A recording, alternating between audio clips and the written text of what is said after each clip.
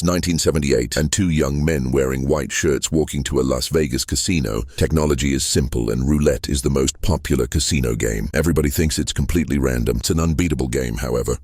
These two nerds are using science to challenge the status quo, and everything we know about roulette is bound by the laws of physics. A true story like no other. The story that started on a college campus a few years before. Two students preparing to study physics at the University of California. In their spare time, like many other kids of their age, they're interested in art, music, literature, and free love is the era of experimentation. But one of them is experimenting with something a little different. He's interested in casino games, in particular being roulette. He's got dreams to be a world-renowned physicist one day.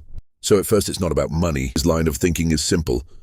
Roulette's inputs are fixed, so the outcome can't be random. It will be a lot of work, but solving roulette will boost his chances of reaching his dream. To do it, though, he'll need help. So he entrusts his closest physics friend with his plans. At first he's apprehensive, although after several deep discussions and the possibility of making millions, he's on board. The only question is, can science really be Las Vegas roulette? To find out, they need to study and measure the game's fixed variables. Inside a Vegas casino, the roulette wheel's dimensions, the bowl speed, and the wheel's rotation are the first variables of interest. They're aware that the casinos might not like this science experiment, so they wear baggy, long-sleeve shirts on their first visit to conceal dictaphone discreetly held around the wrist. This first visit is all about collecting roulette data and understanding how casinos operate. Quickly, they learned that Vegas casinos use BC wheels, regulation roulette wheels. Roulette is one of the most popular games in casinos because it's so simple. Gamblers can bet on red, black, or numbers 1 to 36 when a ball is spun around the wheel. The house edge on an American roulette wheel, which contains a double zero, is 5.26%. It's a key piece to the puzzle because whatever casino they visit, they know the wheels will be identical. However, with different croupiers in different spins each time, they need to find an accurate way of tracking the wheel's speed. This is where the dictator phone comes in. By tapping an index finger on the recording mechanism each time the wheel spins past a fixed point in the room, they're able to quantify its spin speed. Similarly, when the ball spins around the roulette wheel, they'll do exactly the same. Suddenly, they now have two data sets for both ball speed and wheel speed. Better still, they can measure how the wheel speed decreases over additional rotations and just maybe where the ball will eventually land. Roulette is becoming more predictable by the second. But these early stages are full of obstacles, from hiding the equipment to tapping the microphone at the wrong time. In practice, it's awkward and complicated. However, the theory is sound. By mapping out all of roulette's inputs and testing them over a large enough sample, repeat patterns start to emerge, patterns that weren't obvious to the naked eye. Quickly, it becomes clear that two inputs are by far the most influential, where the ball leaves the roulette wheels out of track, and the wheel's position of rotation. As that happens at this stage, they realize if the inputs are accurate, they can identify a section of 5 numbers where the ball will land. Now, it won't guarantee the exact number each time, but it will give them a massive advantage. If their math is right, they're 7 times more likely to select the correct number. But to record the relevant information in the casino and then acts upon it in a matter of seconds is no small task. A task that's made more difficult by their already inadequate financial situation. Getting this wrong will see them go bust very quickly. They need to be absolutely certain. They need to source their own BC Wheels roulette wheel so they can carry out further tests and refine the data. Fortunately, Las Vegas roulette wheels are manufactured by a small, independent supplier, Pools Gaming Devices. Finding a BC Wheels roulette wheel is easier than they thought. Immediately, they get one shipped to their dorm room at the University of California.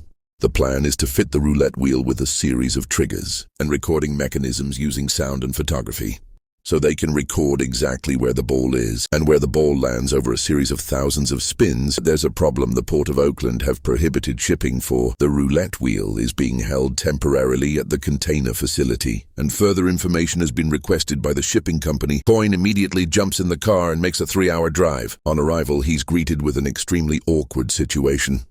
2 FBI officers have the crate, and they want to know why he's shipping a Vegas roulette wheel across the country. Clearly, they think he's operating an illegal gambling operation. At the time, there are significant restrictions pertaining to interstate gambling. Why are you shipping casino equipment? What are you planning to do with it? You know, gambling is legal, right? Their questions relentless, but after a couple of hours, the very anxious physics student is free to leave. It appears the FBI have bought into his cover story. He's told them that it's an anti-collector's item that won't be used for gambling. Later that night, he sets up the roulette wheel in his dorm room. Now they're getting somewhere. Now they can run live experiments on the exact roulette wheels the Las Vegas casinos use. A year after they started, Dewin Farmer and Norman Packard are now sinking all of their spare time into studying roulette. And probability to them, they're on the cusp of something big, very big, but to some of their friends is complete madness. The obsession has started to impact Dewin's academic scores to the point where he has to take a year out, but to him it's totally worth it. His plans to beat roulette are going to make them rich. To pull in additional help and raise funding, they officially register their own company, the name Eudaimonic Enterprises. It's a strong hint at their philosophical outlook. They don't just want to beat the casino.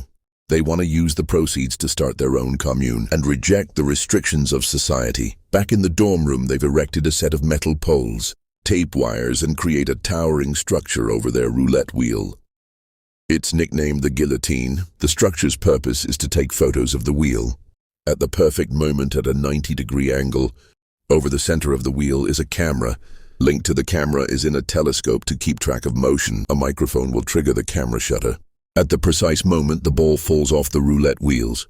Out of track, then once the ball settles, the numbers and image are recorded together. The guillotine allows them to accurately measure the numerical distribution of the wheel in line with where the ball had moved. It's genius. After refining the process and collecting multiple data sets, they soon realize that they now have a system that allows them to model and track any roulette wheel. After tracking it for around about 30 minutes. To maintain accuracy, they had to collect this data while the wheel is in play. Inside the casino beyond this, there are only 4 variables left to factor in. On a spin-by-spin basis, all of which are controlled by the creepier. They have to identify the position the wheel is in, the speed the rotor is turning at, the location of the ball, and the speed of the ball. This solution is relatively simple in theory, although tougher in practice. By monitoring when a number on the wheel passes a fixed point in the room and then passes it again, they have both the position the wheel is in and the speed the roadster is turning at, simultaneously monitoring when the ball passes the same fixed point twice in a row. They have the location of the ball and its speed. The hardest part is discreetly collecting all of this information and then quickly running the calculations. It seems almost impossible, but they've come so far, so there's only one solution. A computer with Dewin's computer programming experience, they decide is worth a shot. Writing the program isn't the hard part, though hiding a small but reliable computer under their clothes is, as far as they're aware, nobody has managed this before. The consequences of being caught are potentially disastrous.